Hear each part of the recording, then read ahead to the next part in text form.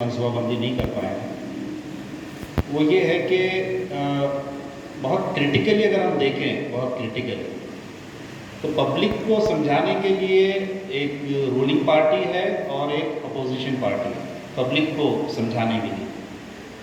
लेकिन एक आम आदमी के जो कंसर्न्स हैं, खुद इस मुल्क के लिए जो डेवलपमेंट के कंसर्न्स हैं और मुल्क के साथ जो बहुत सारे चैलेंजेस हैं, तो उसको हल करने के लिए जो एक पॉलिटिकल विल चाहिए कि आज अगर कोई बरसर इक़्तिदार है और कल के इलेक्शंस में वो अपोजिशन में आ जाता है तो उसका जो नैरेटिव होता है वो उतना पॉजिटिव नहीं होता है। तो मैं समझता हूँ कि ये पॉलिटिकल क्लास की एक यूनिटी मुल्क के सिलसिले में बहुत ज़्यादा इनसिंसेरिटी हम जिसे कह सकते हैं कि कोई ख़ास उनके पास मुल्क के लिए डेवलपमेंट प्लान नहीं है, आम इंसानों के प्रॉब्लम को सॉल्व करने के सिलसिले में सिंसेरिटी नहीं है, नारेबाजी है, भाषण है, कुछ स्लोगन्स पॉइंट किए जाते हैं, मीडिया के अंदर उसको फ्लोट किया जाता है और एक कैंपेन की जो टेक्निक्स होती है उसको अडॉप्ट करके आज ये बरसर इक़्तिदार है, कल वो बरसर इक़्तिदार है। आप सलमान साहब के स्टेटमेंट से आप भी एग्री हैं? तशवीशनाक सूरत हाल नहीं, उतनी तशवीशनाक तो नहीं, लेकिन जो ट्रेंड है ये इस ट्रेंड को बहरहाल हमको समझते हैं। आप 30 सेकंड जी देखिए, एक चीज़ हमें समझना चाहिए, यहाँ तहरीक इस्लामी के लोग बैठे हैं। मौलाना मौदूदी ने खुतबात मदरास में बहुत सारी पेशन गोइयाँ की और पेशन गोई के साथ साथ ये भी बताया कि भाई तहरीक इस्लामी से वाबस्ता जो अफराद को कौन कौन से काम करना चाहिए अगर मुल्क की ऐसी ऐसी सूरत हाल हो जाएगी। तो मैं वापस इस बात पर आऊँगा जलील साहब, हर ज़माने में आज़ादी के बाद से लेकर आज तक भी हमारे लिए बहुत स्पेस है। ये और बात है कि हम पॉलिटिकल काम पॉलिटिकल स्टाइल में नहीं कर पा रहे। उर्दू अखबार हम लोग बहुत ज़्यादा पढ़ते हैं और पढ़ते के बाद सबसे तशवीशनाक सूरत हाल है। नहीं, इस चीज़ को मैं नहीं मानता। स्पेस अभी भी है और अपॉर्चुनिटीज अभी भी है हमारे। जी, अब हम एक ही पैनल से इंशाल्लाह लेके डॉक्टर साहब। मुल्क के मुसलमानों का मजमूई सियासी रवैया,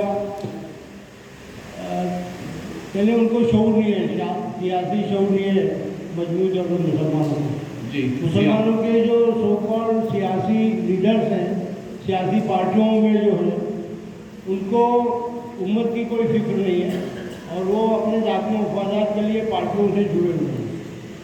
और जो मिली तंजीमें हैं उनमें बेशतर तंजीमें जो है वो सियासी पार्टियों की मोहरी बनी हुई है और बहुत कम, मैं कह सकता हूँ कि बहुत कम लोग या इज्तिमाई तौर पे कुछ ग्रोह ऐसे होंगे जो सही सियासी शऊर रखें और इस सूरत हाल से मिल्लत को निकालने की कोशिश कर रहे हैं। जी, मोहतरमा बुशरा नाई साहब, मुसलमानों के सियासी रवैये के हवाले से आप क्या कहना चाहें?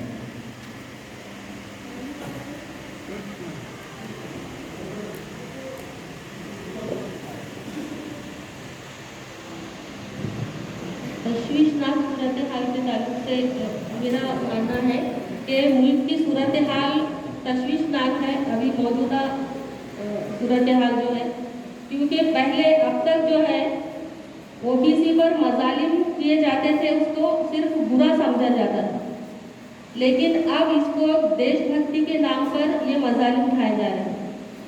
और यही सुलूक मुसलमानों के साथ भी देखने में आता है कि हमारे साथ मैंने माजी में जो है पर्दे के पीछे सेकुलरिज्म का सहारा लेते हुए और एक वहदानियत की बात करते हुए हमारे साथ में अच्छा बर्ताव किया जाता था, पर्दे के पीछे हमारे साथ साजिशें की जाती थी, लेकिन अब खुलेआम हमारे साथ दोहरा सुलूक देखने को आ रहा है। दूसरा सवाल और क्या था आपका? मुसलमानों का सियासी जो सूरत हाल है, मुसलमानों का सियासत में जो मामला है, हम ये देखते हैं कि मुसलमान ये समझता है कि हमारी जिम्मेदारी है वोट देना और इलेक्शन में खड़ा होना। ये इसकी एक अपनी अहमियत है, लेकिन ये पूरी यानी इक़्तिदार तक पहुंचने के लिए कोई जद्दोजहद हम मुसलमानों ने नहीं की। माजी में भी कुछ पार्टियां यानी कुछ कोशिश की गई, लेकिन इसको बहुत ज़्यादा फ़ायदा या इसको कोई डेवलपमेंट ये हासिल नहीं कर सकी, उभर नहीं पाई है। और यही सूरत हाल आज भी है। आज जो हमारी जो सियासी पार्टियां हैं उनकी क्या सिचुएशन है हम जानते हैं।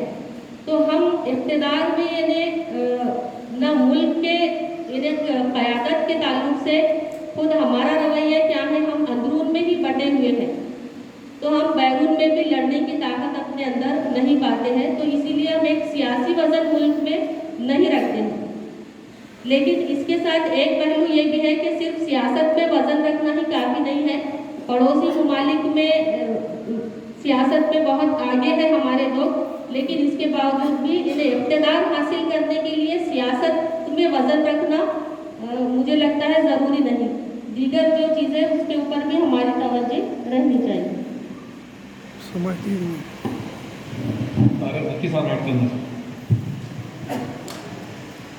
मैं एक चीज़ ये कह रहा था, देखिए मुसलमानों की जो मजमूई सूरत हाल है, पॉलिटिकल जो सियासी रवैये की जो हम बात कह रहे हैं, वो ओवरऑल तो रिएक्शनरी है मुझे जो लगता है। और उसमें भी मसला ये है कि उम्मत के जो कायदीन हैं या सोकॉल्ड जो पॉलिटिकल मुफक्किर हैं हमारे मुल्क के अंदर, उनके भी बहुत सारे जो डिसीजंस रहते हैं वो उसको उम्मत एक्सेप्ट नहीं कर पा रही है।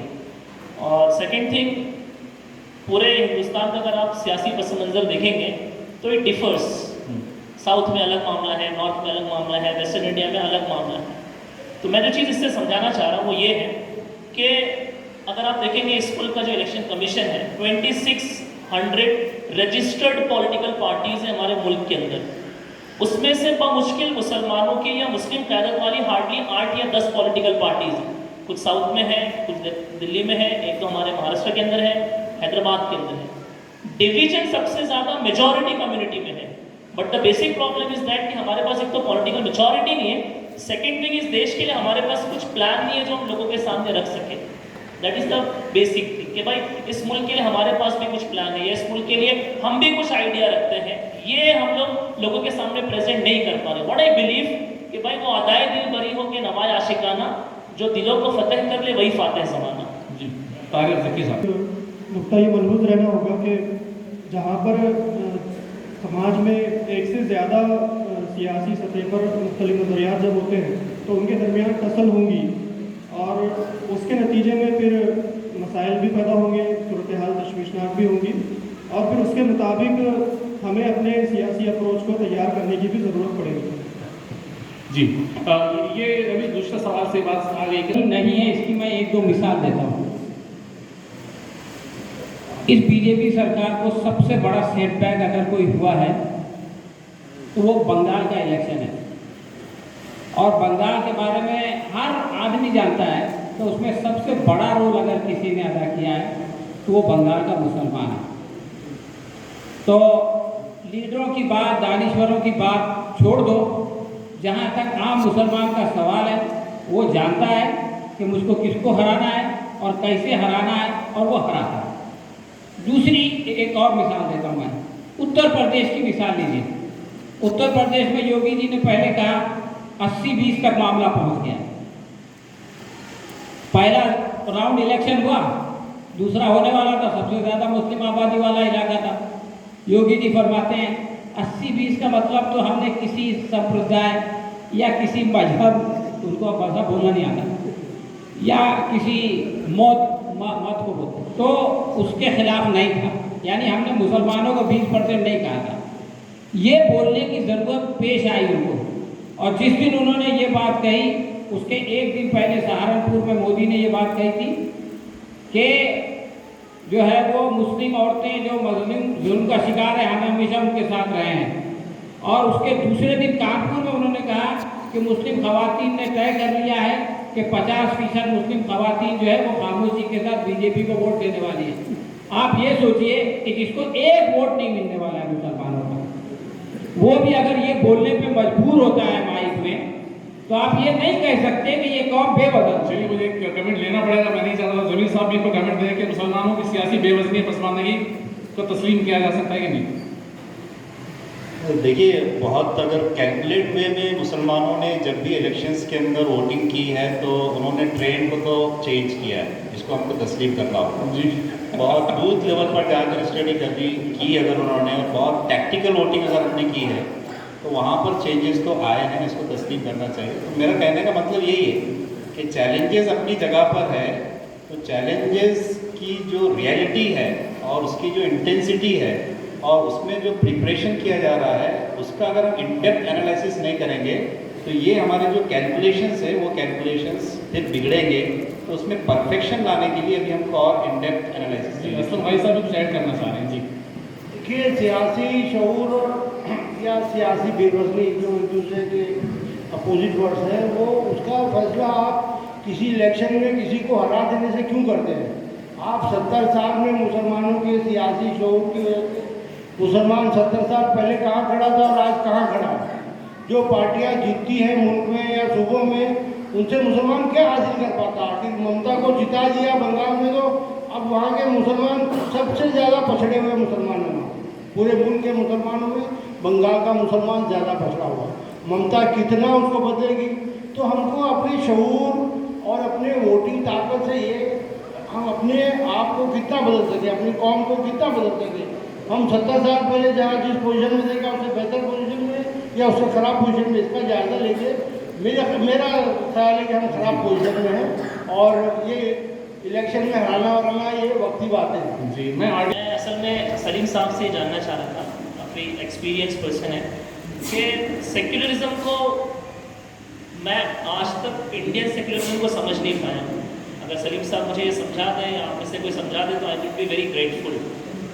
सेकेंड थिंग ये है कि आपने जो 3 एग्जाम्पल्स दिए, तो मैंने अपनी गुफ्तगू में ये भी कहा कि ये अपॉर्चुनिटीज़ की दुनिया है। हम लोग इलेक्ट्रल पॉलिटिक्स के ज़रिए से उम्मत की मजमूई सूरत हाल का अंदाज़ा नहीं लगा सकते। मिसाल के तौर पर अगर कोई सेक्युलर फ्रंट जीत गया तो उम्मत का मुस्तकबिल बहुत शानदार हो जाएगा, और अगर सेक्युलर फ्रंट हार गया तो उम्मत का मुस्तकबिल शानदार नहीं होगा। मैं ऐसा नहीं समझता जी। मैं एक पॉलिटिकल पार्टी से बिलोंग करता हूँ, और वो पॉलिटिकल पार्टी इस मुल्क में बसने वाले 140 करोड़ लोगों के बारे में सोचती है। और मेरा ऐसा मानना है कि आने वाले दिनों में क्लैश ऑफ थॉट्स जब रहेंगे या आइडियाज़ के ऊपर जब डिस्कशंस किए जाएंगे, तो बहुत सारी आइडियोलॉजीज़ यहाँ काम कर रही है, और अगर आइडिया के ऊपर काम किए जाएंगे तो हमारी भी एक आइडियोलॉजी है। हम लोगों के सामने, भारतवासियों के सामने वेलफेयर स्टेट की बात कर रहे हैं, और मुझे ऐसा उम्मीद है, ऐसा मेरा मानना है कि आने वाले 25 से 30 सालों में मुझे ऐसा लगता है कि हम इस मुल्क में एक बहुत बड़ा ब्रेक थ्रू दे सकेंगे, ग्रेजुअली ही सही, बट होप फॉर बेटर। इसी पर कमेंट सलमान खान साहब कि जो 3 रवैये हैं रहे अब तक, और आइंदा भी मेरा ऐसा ख्याल है कि इसके अलावा हमको रवैया नज़र नहीं आता इससे बाहर निकलने का। तो पुराना तजुर्बा हमारा कैसा रहा, आइंदा इस हवाले से हमारी स्ट्रेटजी क्या होनी चाहिए? इस तीनों जिस हवाले से मिलत का फैसला रहा है, वो क्या हुआ है वो तो सबके सामने